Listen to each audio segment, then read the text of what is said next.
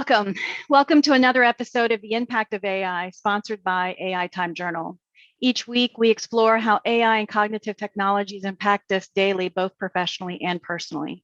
For those of you whom I've not met, my name is Melissa Drew, and I will be your host for this week's podcast. This week, we are going to deep dive into the intersections of predictive analytics, AI, and strategic sourcing solutions, which means in order to do that, we have to have the CEO and founder of BidOps, Edmund Zagorin, with us. So BidOps is one of the first companies to use artificial intelligence to fully automate the supplier negotiations. And through that, as a result, BidOps was the winner of the startup competition at Digital Procurement World and named Best Startup by the Shared Services and Outsourcing Network.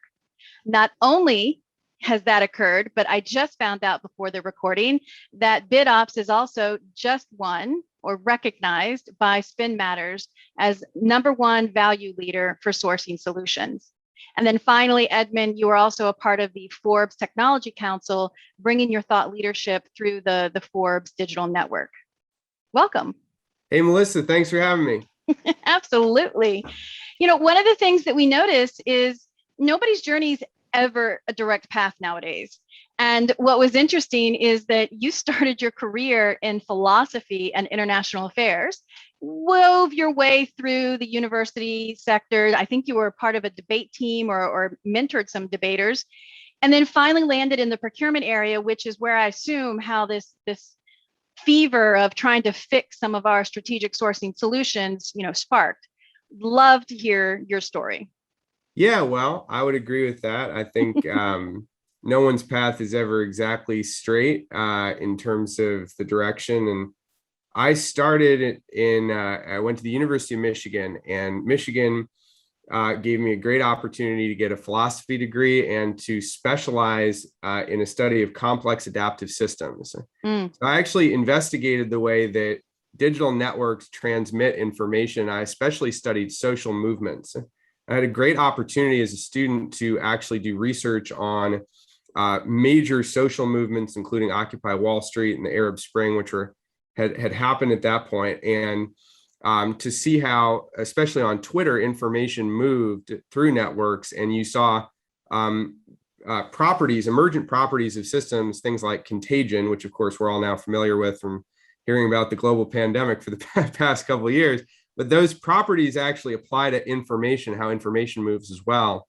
And if you hear about fake news or misinformation, there's some network effects that are linked to the spread of that actually are true of many different types of systems that exhibit the properties of complexity and emergence.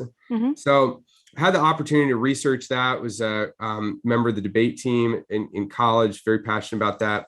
Actually, followed that passion to become a debate coach at the University of Iowa, which is where I was made a procurement officer, had my first contact with a procurement system as a managed budget as part of the university, and had to, of course, adhere to stringent compliance guidelines, being an employee not just of a university, but also of technically a government institution as well. Mm-hmm. Now, what I realized in that moment was that this system was horribly broken and completely backwards in almost every way, and it really did not allow me, who was not necessarily focused on that. I was focused on running and building a great debate team as part of the university.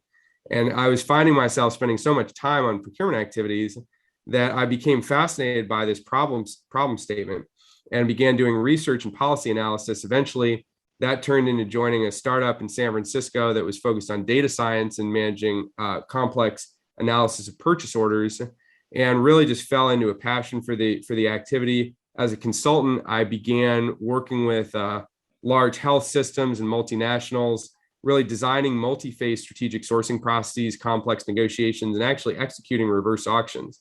So my entree into that was really just learning how to work with data, learning how to work with large data sets, and then helping companies manage complex interchanges of data. Of course, data is much easier to manage if it's within your four walls, and if it's with a supplier as well, or many suppliers, the challenge in managing that data can just be very quickly become super complex and hard to deal with. So that was really where I found that there was a lot of passion. And what I really love about procurement is that there's so much power and intention wrapped in the money that businesses spend.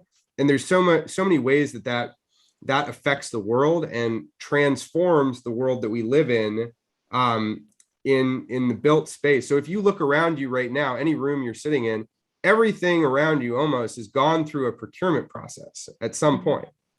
And most of us in the rooms and institutions that we occupy, we're very unaware of how these procurement processes operate as selection cycles to select the different items that exist in the materials and the physical structures around us. And as we think about the businesses we build, our businesses in a lot of ways are sets of services that we pull together to deliver value for our customers and also to create operating models that allow us to, of course, deliver great experiences to our employees and our team. Those are also, in many cases, delivered by third parties. And so what I realized, the processes that select for those third parties and then manage the life cycle of our relationships are incredibly important. They're only becoming more important to the way that modern businesses run. And so that's really where I felt artificial intelligence could remove some of the repetitive tasks and some of the bottlenecks that prevent us from making great partnerships and really enable some of the best practices that some of the greatest companies in the world are using with their supply chain and enable that for any company in the world to access. Love it. I am a huge advocate. I also come from a procurement background, both on the buy side and sales side, but I've always recognized that no matter how many tools that we put inside our procurement organizations, there's always these still manual tail end processes that we can't seem to automate.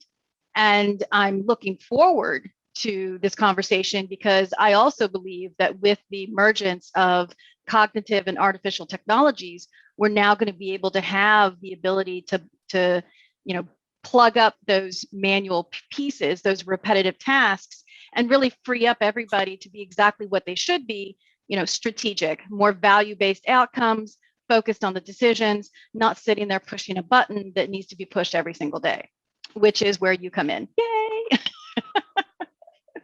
So tell us about your company and tell us what problems your application is solving. Yeah, absolutely. I mean, completely agree with that. I mean, working in procurement and assisting procurement teams from an enablement standpoint as a consultant prior to founding BitOps, I saw this challenge on a daily basis. Mm-hmm.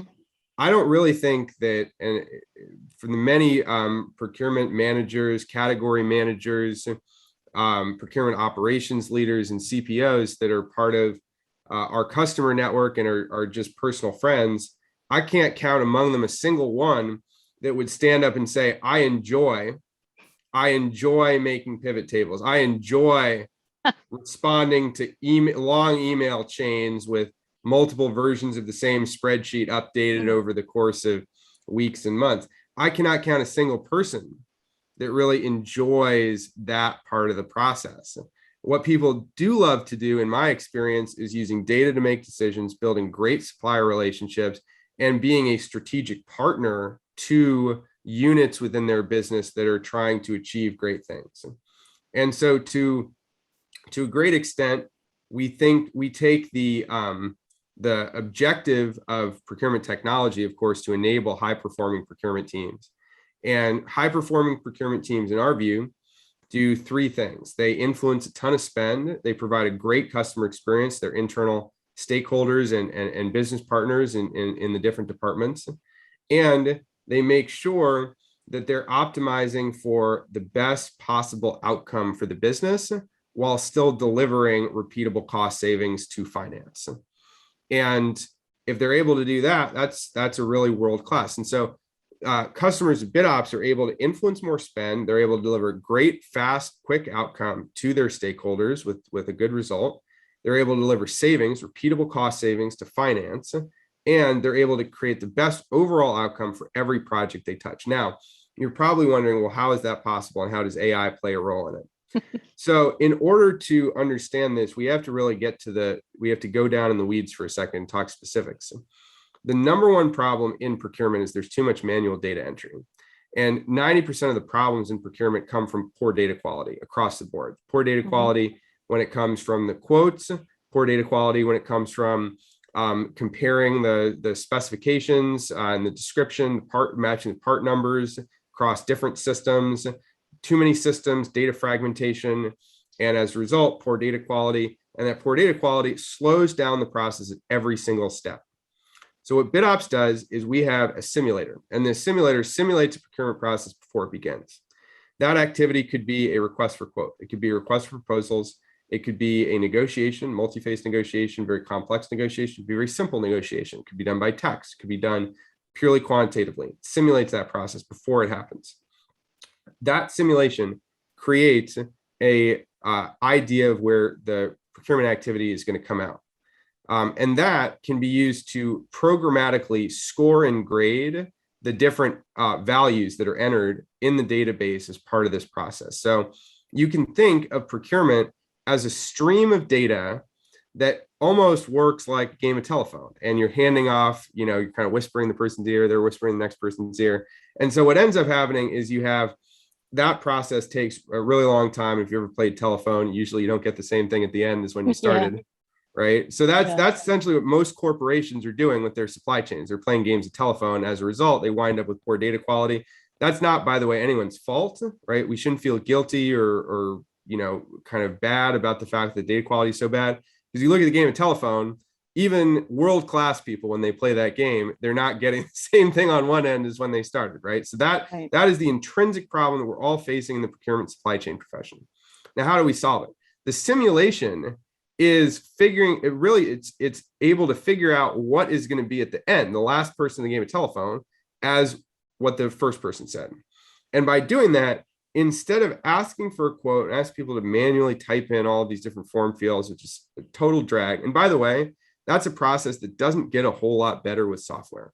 We keep hearing about, software this, software that. Right. If you have software and you still have a ton of manual data entry, process is not that better.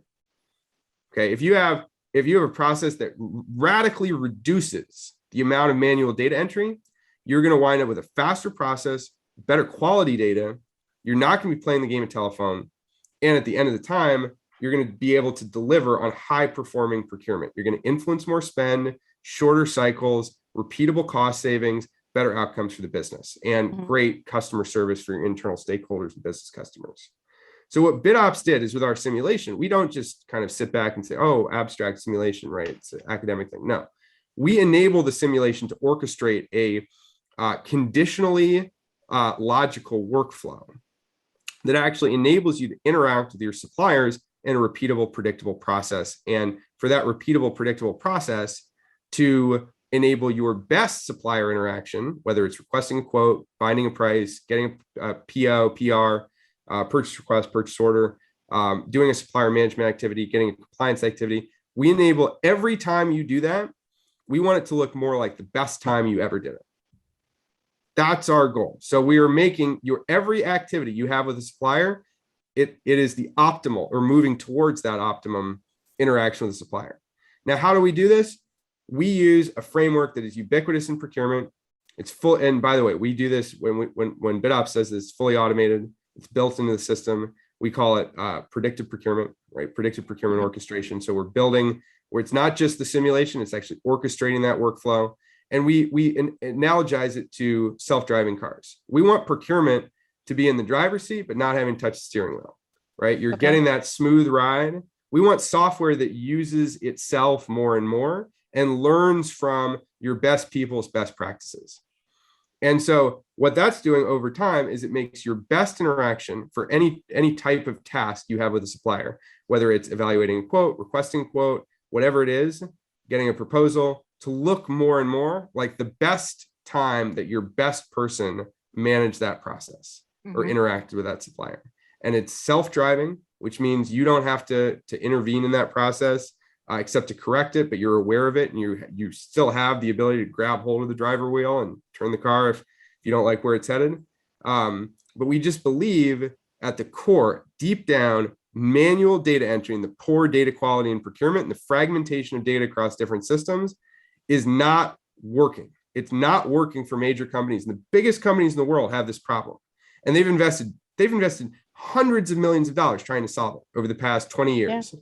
And they have not made a measurable difference in this fundamental problem. You look at procurement 20 years ago, it's funny. There's actually an image of the first RFP and it's on a clay tablets from Hammurabi's Babylon. It's for like 20 bushels a wheat, Yeah. right? Okay, how do we know what the price should be? Let's ask 3 different people what the price of 20 bushels of wheat should be and see if we get the best price and they're going to deliver it on time and a couple other things. And, you know, that process has not changed. BitOps, in my view, and I could be overstating it, but I think I'm reasonable in saying this. We're the first major innovation to the process of businesses exchanging information about prices since Hammurabi's Babylon, since that moment where the people said, what should the price of wheat be? And that process of having a simulation generate the price instead of that process of requesting and comparing, that changes how companies are able to access the market, how they're able to build supplier relationships, and it changes the way that they're able to interact with their supply chains and to deliver value to their internal stakeholders and their finance organizations to deliver repeatable, predictable cost savings. Right. So let's peel back the layers just a bit. You mentioned that all of this, I mean, you talked about data. A lot of these simulations you're talking about have to be because of the data that you've collected, correct? So let's talk a little bit about where that data is. Where are you pulling that data from? And if I'm someone who's like, wow, this sounds really cool. If I understand you correctly, you're saying that we have all the data there so that you technically don't need to keep going out as a sourcing professional and go out and get more data from your suppliers. Is that how I'm connecting the dots here? So here's the thing, is that there will always be a need for procurement professionals and suppliers to reach agreements. Okay. Because fundamentally, agreements are the product of human commitment. And what we want from our supply chains is we want commitment for service levels and pricing that matches our desired expectations. And if we get that, we're doing a great job, right? Right? Like, you know, you can't ask everything from procurement, although a lot of people do. You know, and on the supplier side, what they want, and ideally, right, if you're a seller, and I think this will resonate with anyone who's ever worked in sales, you want high order forms, but more than that, than revenue, you want predictability. If you're a great salesperson, you want to know you're going to make your number higher. And if you're a really great salesperson, you know when, right? And so if you think about that, take that on the procurement side. We want to know when we're going to make our numbers, and you know, if we're you know, able to be world class, we'd like to be able to change things and have levers to influence that. Right.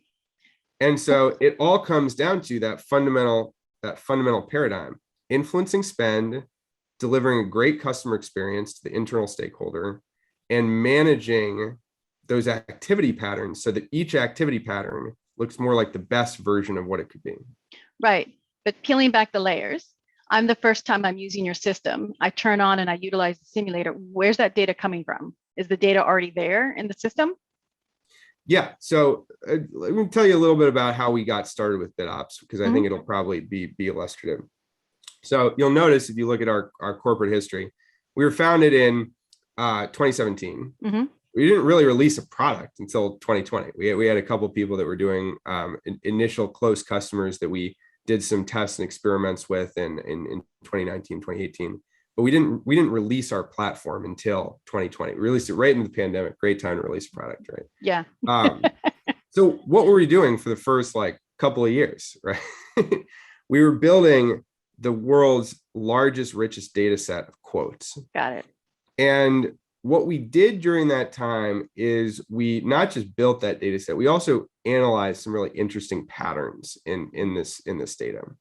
One thing that we realized, which is a common misconception, so most procurement professionals believe that each category has such major differences. And, you know, we look at the major categories. In direct procurement, you have spare parts, ingredients, chemicals, metals, you have energy. In some cases can be direct or indirect. You have in logistics, you have different modes of freight. You have your carriers, you have your ocean freight, you have your intermodal rail, et cetera. You have packaging as a whole category unto itself in procurement. You have, you know, of course, you have the indirect categories: consulting, IT, marketing, right? You have all of these categories have their own nuances, right? And the people that are really, really sharp in the procurement world, they know their categories and they know the value of their categories, and they know the value of hiring great people to manage their categories and think about their categories in a proactive way so that they're getting ahead and staying ahead of what's happening in the market for their categories. Mm-hmm. Now, because of that, there is a common misconception that the data for these categories is totally different and irreconcilable. Right. Now, what we realized in building this, massive data set of different quotes, is that the patterns between different categories are actually incredibly similar.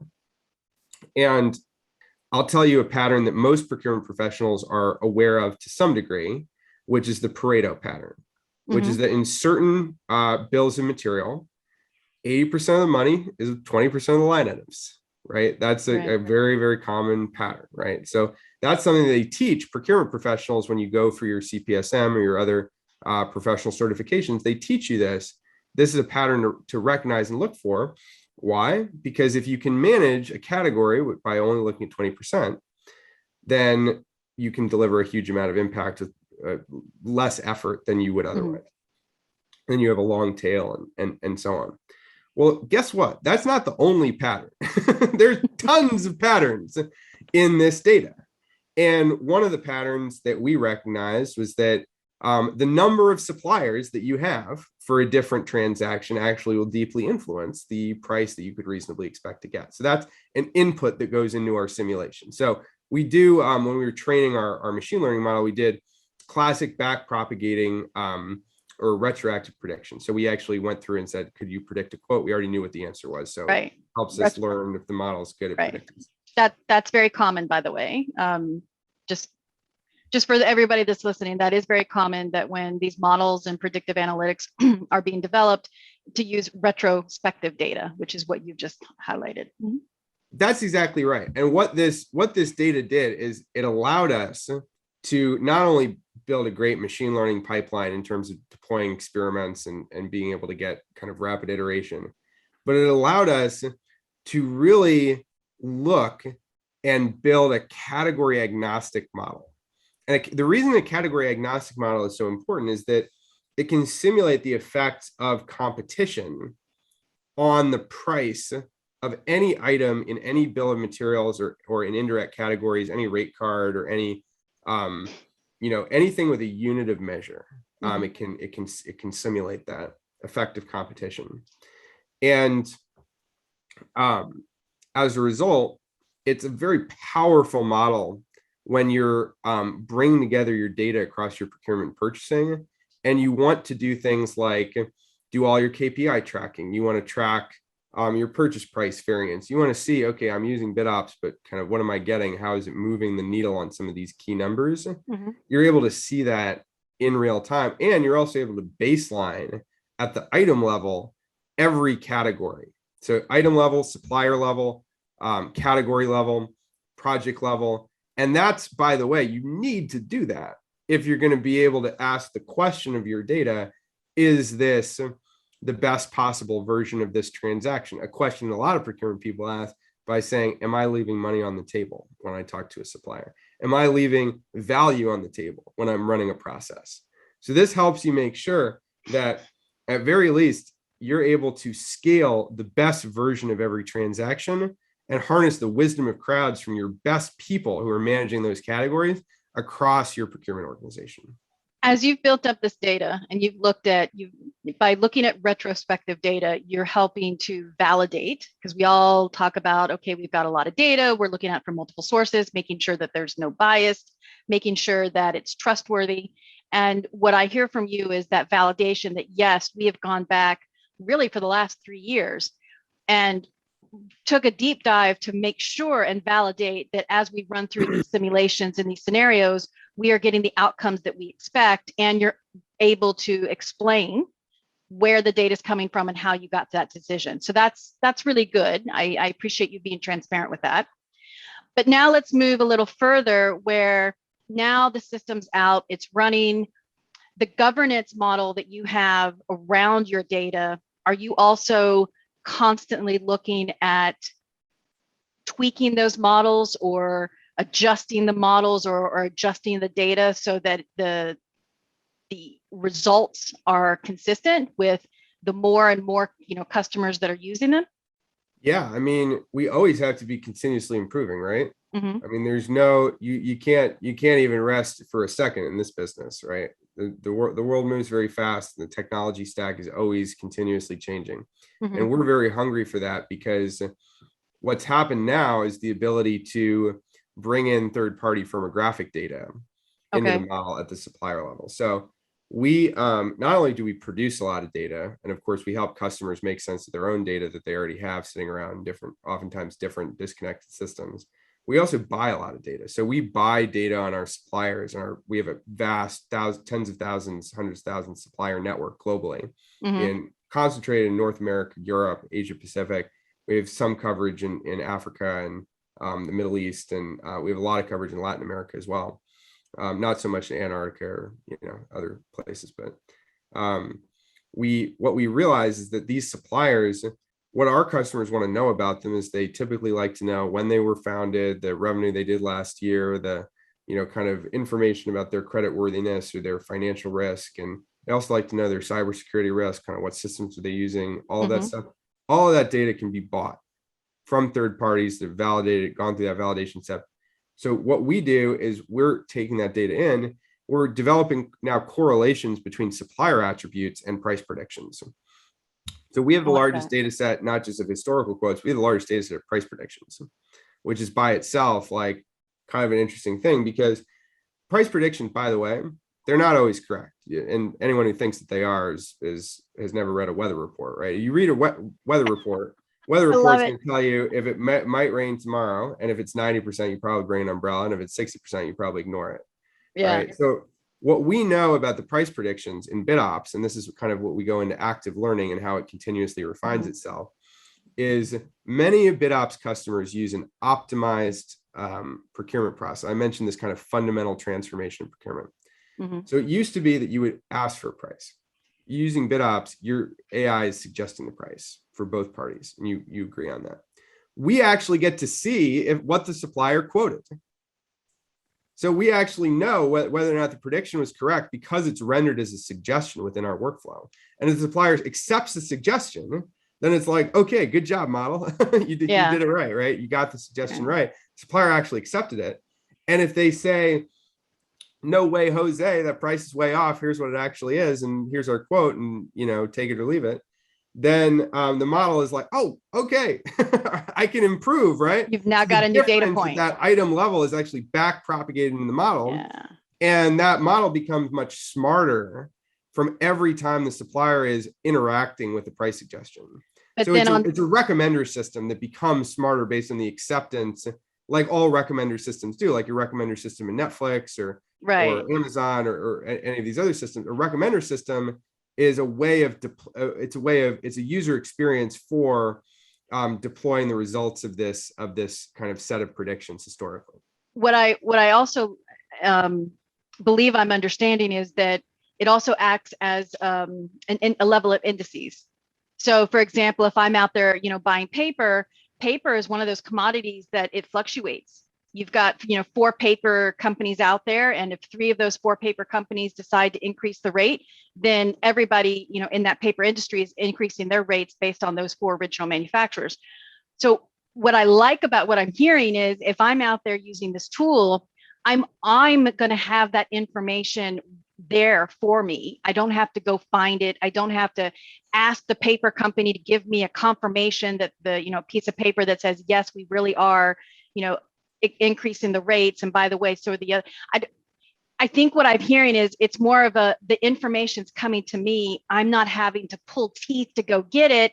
And then when I do pull teeth, I don't know if that's the right information based on just what you said.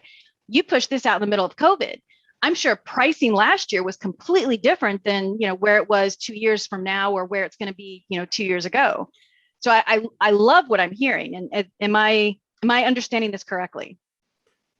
That's 100%. And what I would say is that the, predictive procurement orchestration is all about making sure that you have some sense going into a transaction of what to expect on the other side. So you're not playing that game of telephone. Right. And as a result, like you're talking about with COVID, pricing changes in the market, we're simulating the price right before it happens. Right before it happens. And by the way, anyone who tells you they can predict the price of something like a month or a year from now is pulling your leg, right? Yeah. It's just, there's so much noise and there's so much we don't know. It's kind of like the relationship between meteorology and climatology. In aggregate, we can predict changes in climate. In specific, we can have some idea of the weather next week. We're not going to predict the weather a month from now. We're not going to predict the weather a year from now.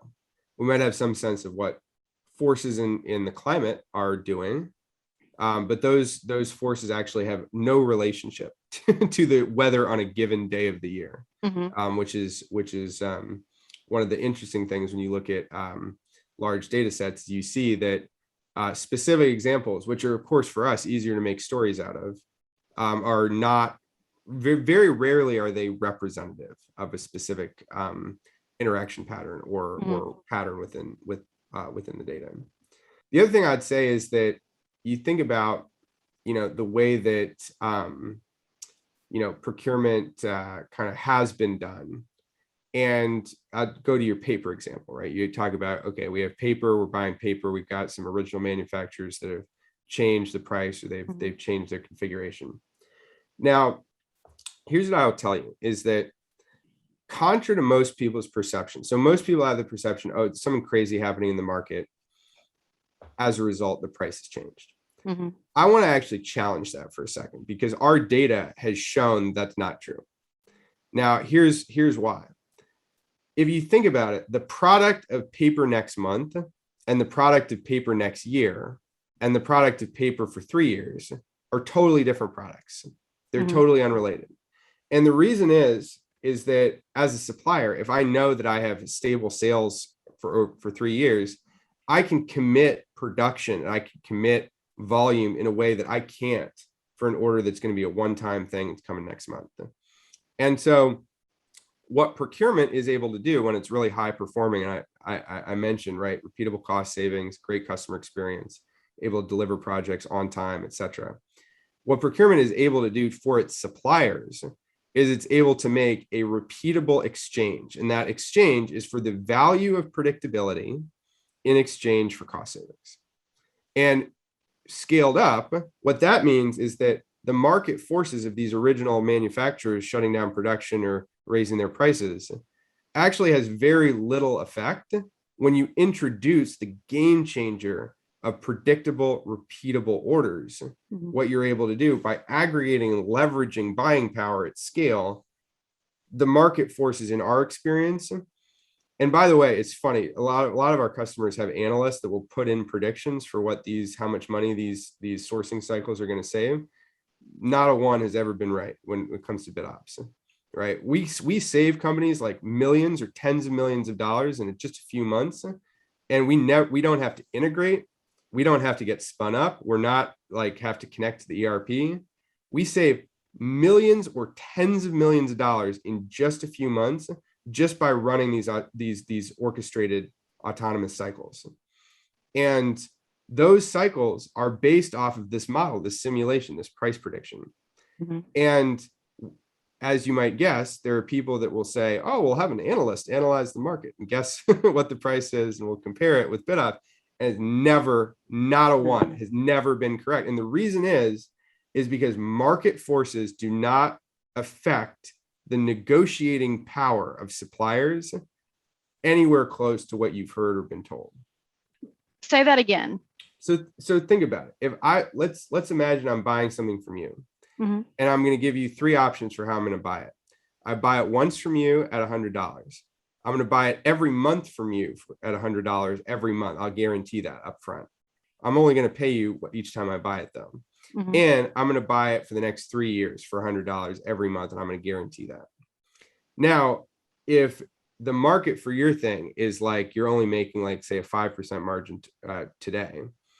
Okay. Then you might be like, well, this is kind of a crumb deal. Like I'm not right. I'm only making $5 off this deal. That's not really all that great.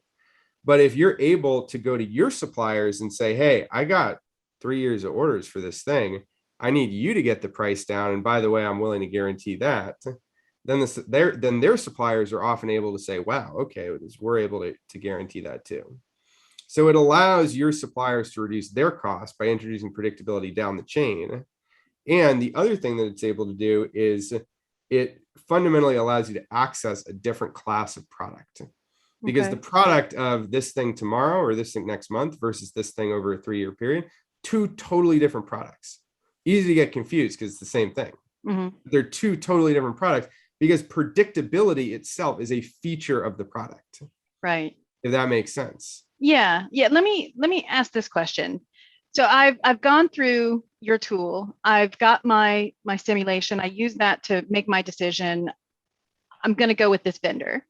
I then get into the contracting phase. And in the contracting phase, because I'm doing a long-term, we'll say in your example, 3 years, there's additional nuances in the contract that says, if the price increases in year 2, we will only increase up to X%.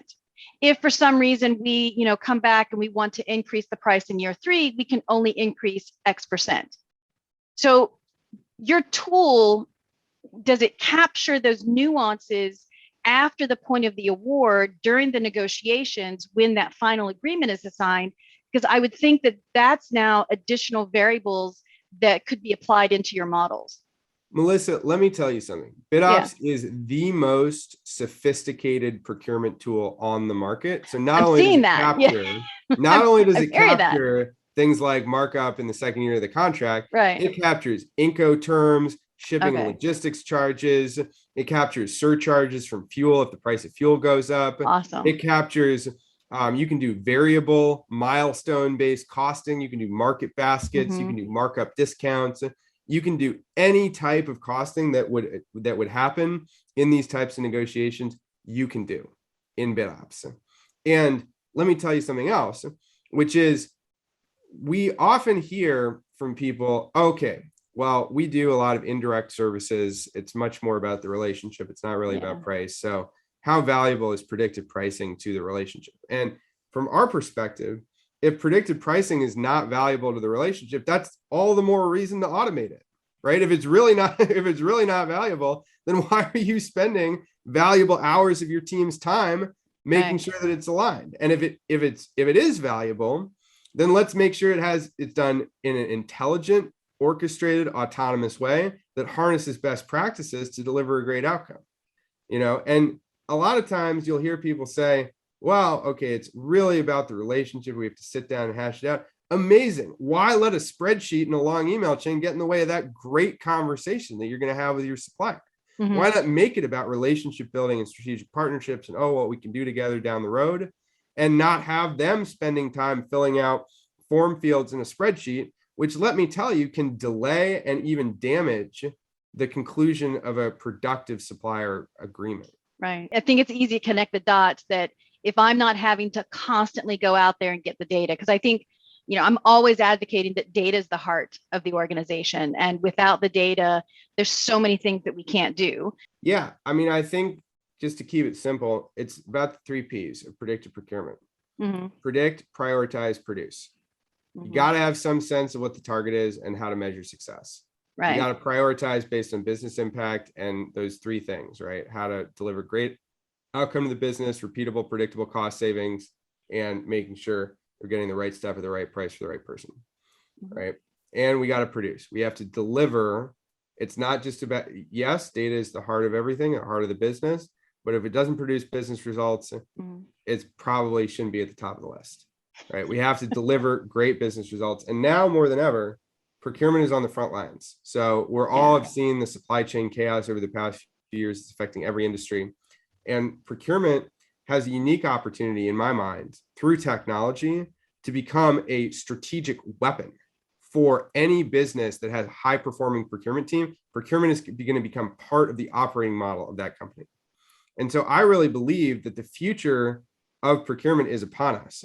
And if you wanted to build a high-performing procurement team by yourself with no technology, you could hire analysts and they would simulate everything before it happens, right? You can do this in Excel. You can build a set of linear regressions, simulate. Yeah, but the amount of time it would take for them to do that, exactly what you just said. I used to do that long time ago, back in the 1990s, and I was up working at least 90 hours a week manually trying to do some of just a portion of some of the things that you've mentioned, and it would take me a total of 9 weeks to do it. So yes, you could say that you can hire analysts, but if you want that high performance team, 5 analysts are still going to spend 9 weeks trying to get to the same level of confidence that your application can get you in a much quicker time. I think that's where that starts to differentiate. Yeah. Yeah. And at the end of the day, you know, that's a big part of it, right? Mm-hmm. I mean, you have so much time is spent not doing the key things because we have to focus on transactional and frankly, somewhat tedious work, right, associated with just generating a purchase order. You know, in a short market or a disrupted supply chain, the company that gets the purchase orders out the fastest, the one that's going to buy up the supply.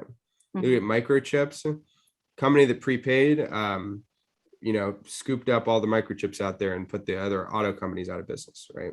Mm-hmm. You know, so that's happening more and more in these disrupted supply chains and short markets, where procurement, you know, it can be a strategic weapon, as in the automotive example. And if you don't do it well, it can also be a killer. So it's Right. something that's a priority for every C-suite now, is to get their house in order as far as procurement stands. And if you're flying alone, if you're, you know, you don't have a map, you don't know where you're going, you're not sure what the next step is.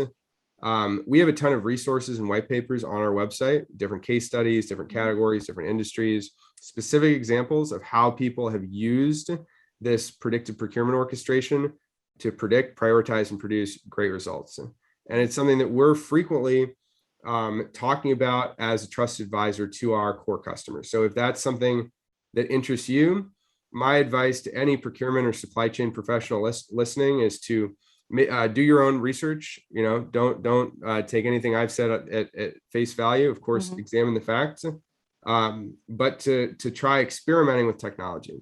Right. Because having used spreadsheets like yourself, Melissa, and worked long hours, long weeks, there is a better way. And once you see it, it's incredible. Yeah. For me, in this conversation, I think what really hit home for me was you've spent 3 years building the tool. You really focused on pulling the data in, following the right data governance for cognitive technologies, you know, going back retrospective through the data to validate these results.